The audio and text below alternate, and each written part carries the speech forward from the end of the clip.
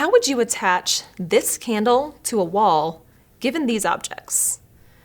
In a classic psychology study, people attempted to solve this problem by trying to use the thumbtacks to pin the candle to the wall, or used a match to melt the side of the candle to get it to stick.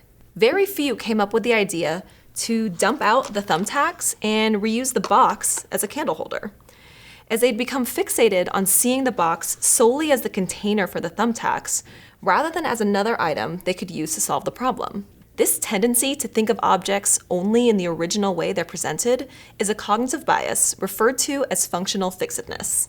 This concept originated in Gestalt psychology and was defined by Carl Dunker as a mental block against using an object in a new way that is required to solve a problem. Of course, this tendency is mostly a good thing.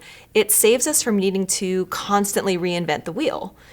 Then again, when our goal is to reinvent something, then we need to work to overcome this cognitive fixedness so we can think outside the box, break out of our design ruts, and come up with truly novel solutions.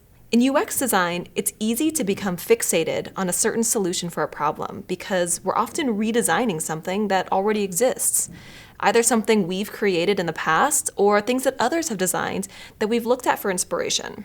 However, by seeing those examples, we're actually making it harder for ourselves to be creative, because it's human nature to inadvertently copy elements from those examples, even if we know those parts of it are problematic.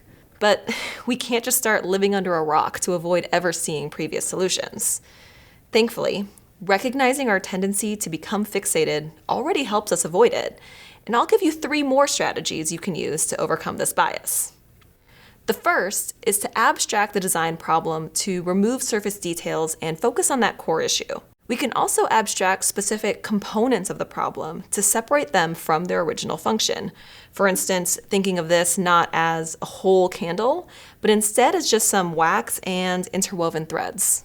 Another strategy is to purposefully avoid reusing any features we've seen in an example solution. This forces us to attempt to come up with something new rather than simply recycling old ideas. And lastly, try multitasking. Research has suggested that a laser-sharp focus may actually hinder creativity because the prolonged concentration encourages you to get fixated on it. Thus, switching tasks can help reduce fixation by allowing your mind to wander and perhaps later come up with a more innovative solution. So the next time you feel stuck in a design rut and need some help thinking outside the box, give it a rest.